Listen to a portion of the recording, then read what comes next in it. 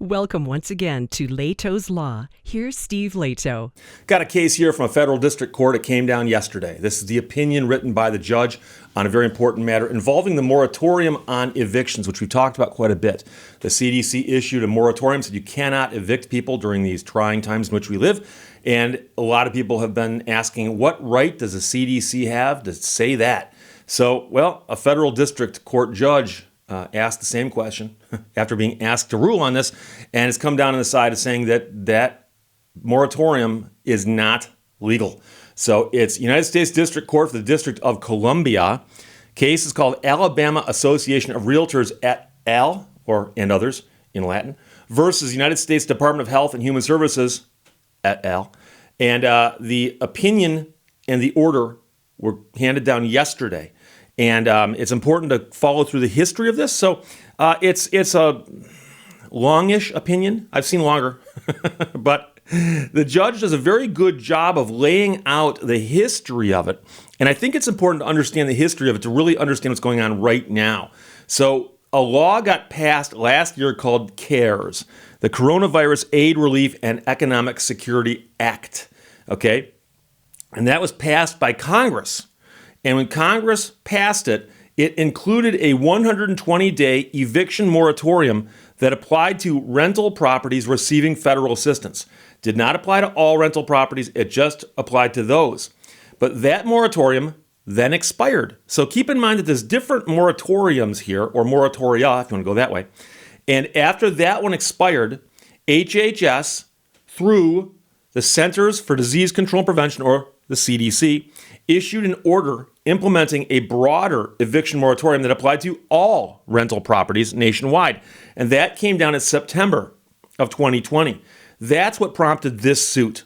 So since then, Congress has granted a 30-day extension of the CDC order, and the CDC has extended the order twice itself. The current order is set to expire June 30th of this year.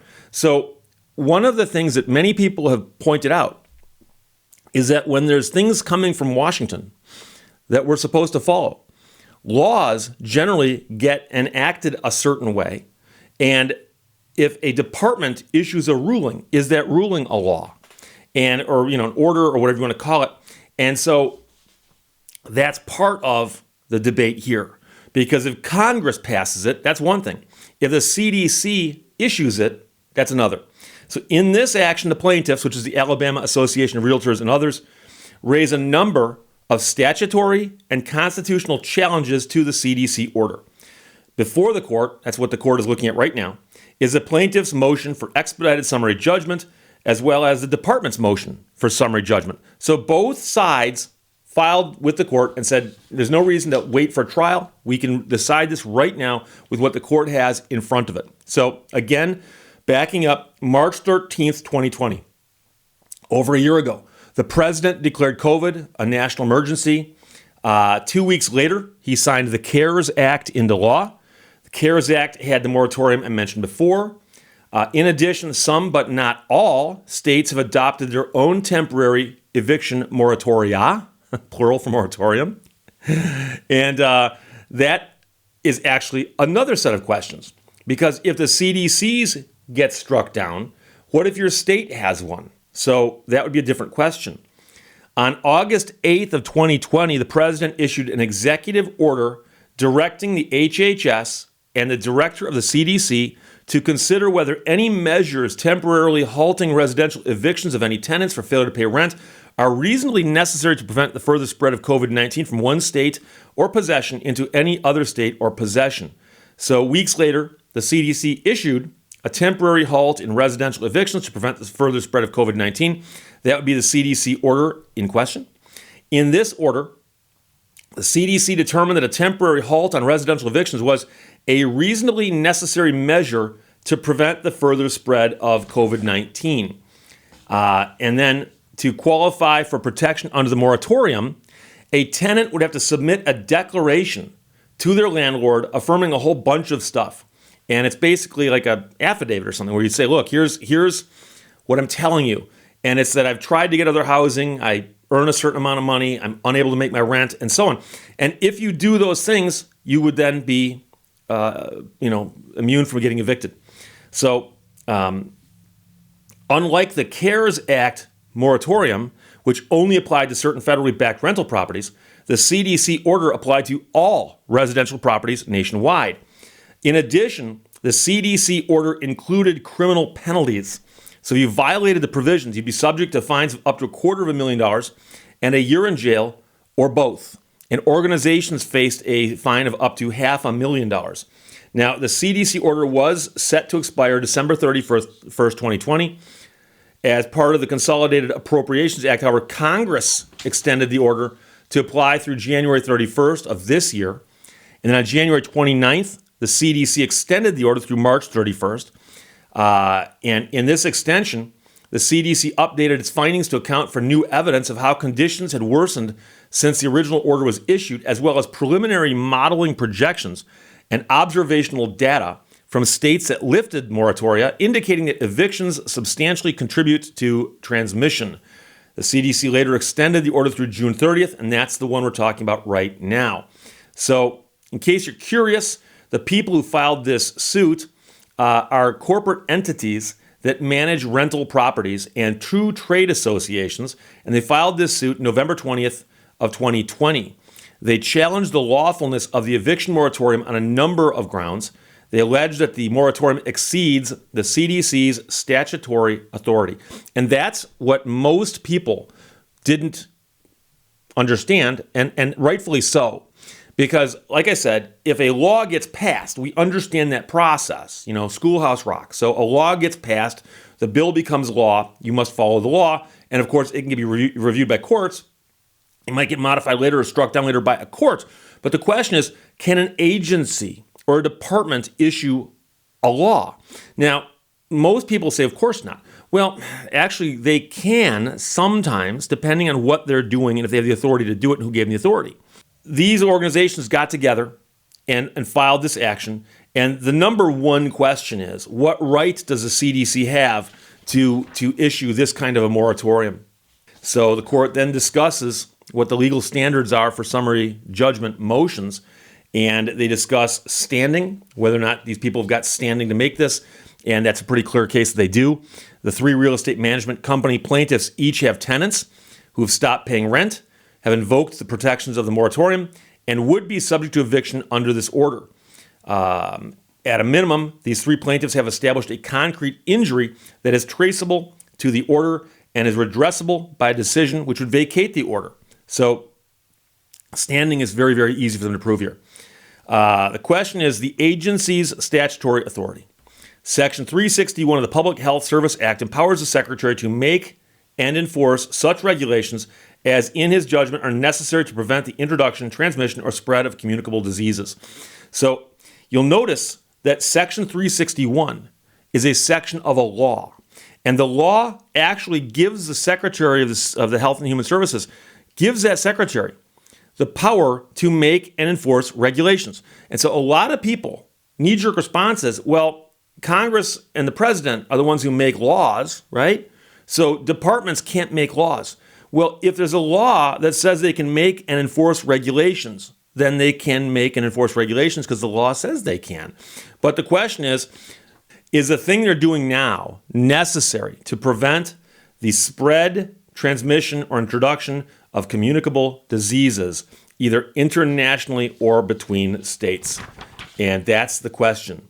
So the Secretary is authorized for the purposes of carrying out and enforcing such regulations to provide for such inspection, fumigation, disinfection, sanitation, pest extermination, destruction of animals or articles, and it lists all kinds of things that the Secretary is authorized to do.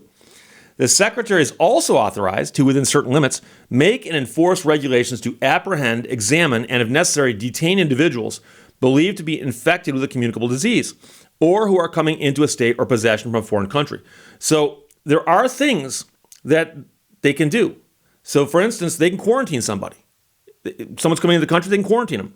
So there's a bunch of things that they're specifically empowered to do.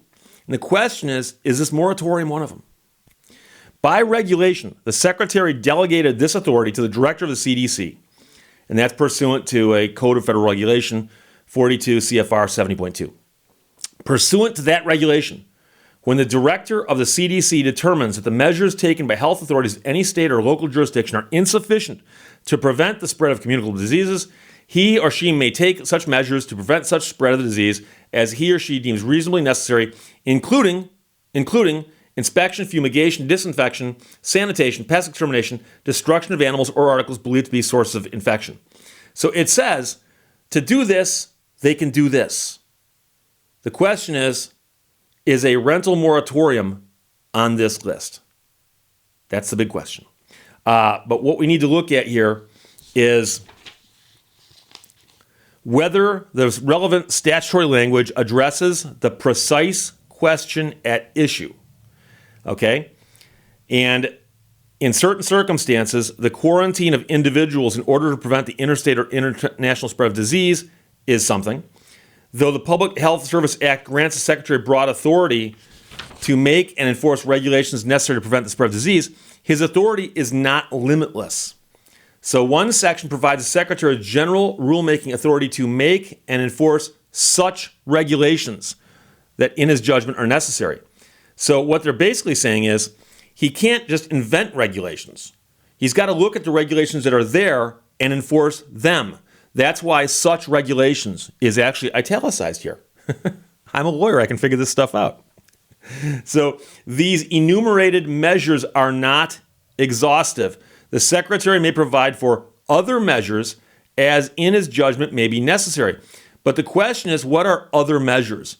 Any such other measures are controlled and defined by reference to the enumerated categories before it. And this is from other cases that they've gotten this language. These other measures must therefore be similar in nature to those listed, and consequently, like the enumerated measures, these other measures are limited in two significant aspects.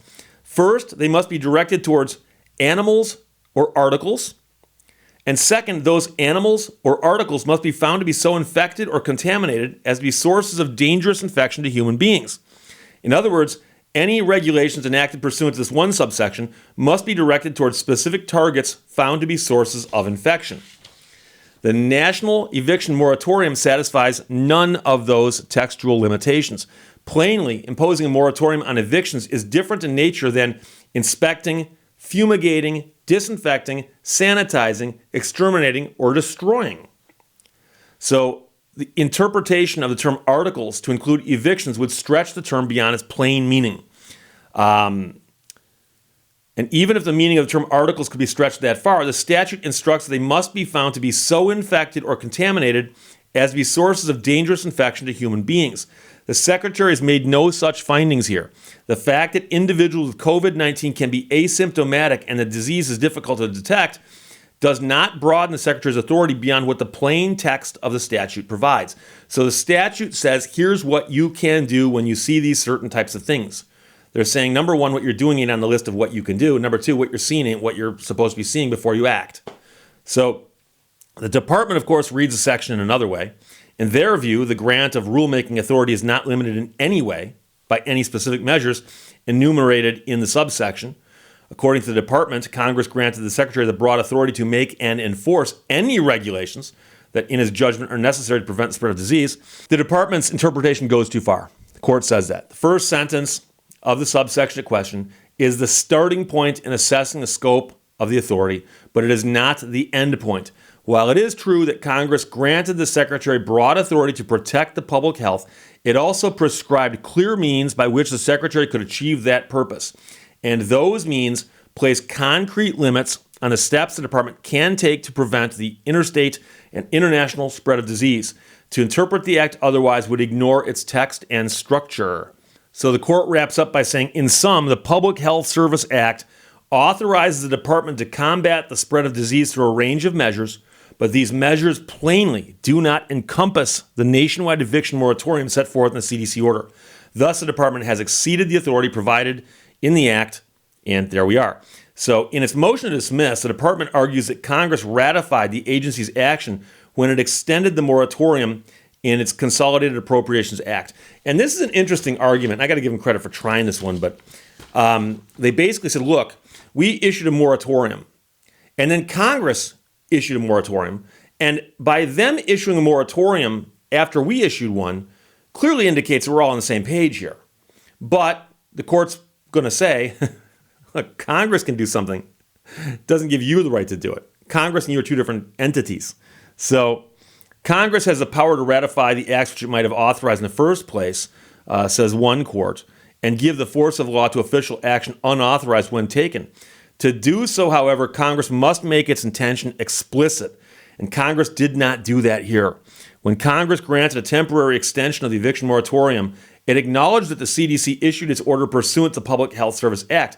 It did not, however, expressly approve of the agency's interpretation of the act or provide the agency with additional statutory authority, which they could have done. If Congress had wanted to give the CDC this power, they wouldn't have just ratified what they did before. They'd say, oh, by the way, let's amend that section and give them the power. So court points out that congressional acquiescence to administrative interpretations of a statute is recognized with extreme care, meaning that's not something they do lightly, and they ain't going to do it here. So the remedy here is both parties agree that if the court concludes that the secretary exceeded his authority by issuing the CDC order, vacatur is the appropriate remedy. We're going to vacate the rule.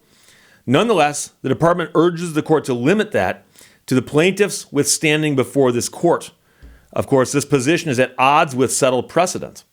This circuit has instructed that when regulations are unlawful, the ordinary result is that the rules are vacated, not that their application to the individual petitioner is proscribed. Accordingly, consistent with the Administrative Procedures Act and this circuit's precedent, the CDC order must be set aside. So the government was actually saying, well, how about this?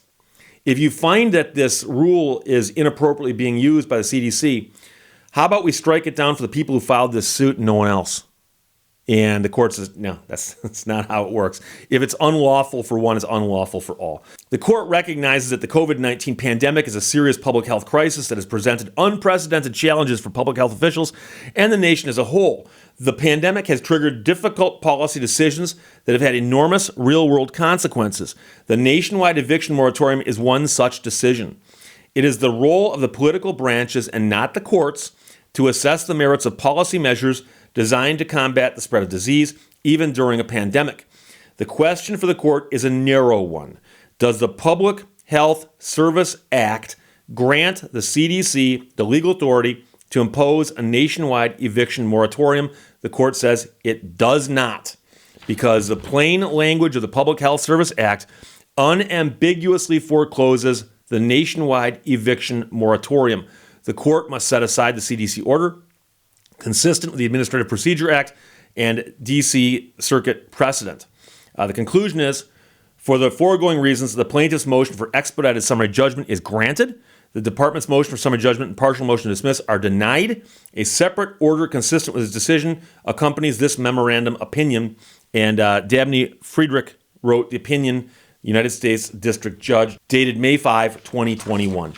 And so that's a lot of legalese there. It's a 21-page opinion or something like that, 20, 21. I skipped over portions of it. Some of it is irrelevant for our purposes, mainly big, long blocks of citations and cases and so on. But it boils down to this.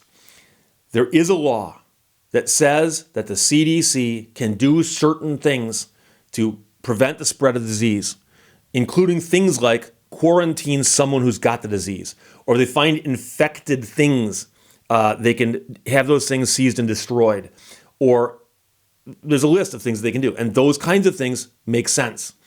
And now somewhere in there is a portion of a sentence that sounded kind of like a catch-all, but it was clearly saying these types of things they can do, these types of things. That is, you find somebody's got the disease, isolate them. You find something that's got the disease on it, get rid of it. That makes sense. But the moratorium on evictions doesn't sound much like quarantining people. It doesn't sound much like destroying things that are infected. Where did this come from? And so what the court is saying is, if you think you've got the authority to do this to the CDC, it ain't coming from where you think it is. That's not where it's coming from. It's not there. So you can't use that as a basis for the moratorium. So the moratorium order has been struck down. Now, people might say, but Steve, what if I like the moratorium? What if I think it's a good idea? Well, Congress could pass a law, and if the law got passed and signed into law and all that, bill on Capitol Hill thing, then that would potentially be a basis for doing it, assuming that didn't get struck down on constitutional grounds, which a lot of people have also asked about. And so getting back to the nuts and bolts of this, you are a landlord. You have a tenant. The tenant stopped paying rent because they heard, hey, I don't have to pay rent anymore. So you're a landlord. And first you heard that the CDC ordered this, and that just got struck down. Suppose Congress passed a law, and your first thing is to say, hey, what about my due process rights? I am a person who owns property, and I have rights in that. And that cannot be taken from me through government action without due process or compensation. Someone's going to compensate you, right? So it would raise a constitutional issue there. So it's very, very difficult to see a way in which this would be legal and upheld at every level of the courts. So there you go, 20 pages in. But the fact of the matter is that as of right now, a federal court has struck down the moratorium that was issued by the CDC after all of the other stuff as well. So the case is called the Alabama Association of Realtors versus the United States Department of Health and Human Services. The opinion was issued yesterday. So there's some stuff we don't know, one of which is whether this will be appealed. I suspect it will be. And if it gets appealed, then what happens there? So we'll follow that, and I will update you as I always say I will. But there's probably more that's going to happen on this. But as I look at this, it looks to me like the reasoning is pretty sound. That is, CDC is allowed to do this, but instead they did this. There you go. So again, Josh, Stephen, Tom, James, and Paul, thanks for sending it to me. And I'll put a link that you can click on and read the entire opinion yourself if you want to in the description below. But thanks. I'll talk to you later. Bye-bye. Thank you for watching Lehto's Law. The mind is sharper and keener in seclusion and uninterrupted solitude.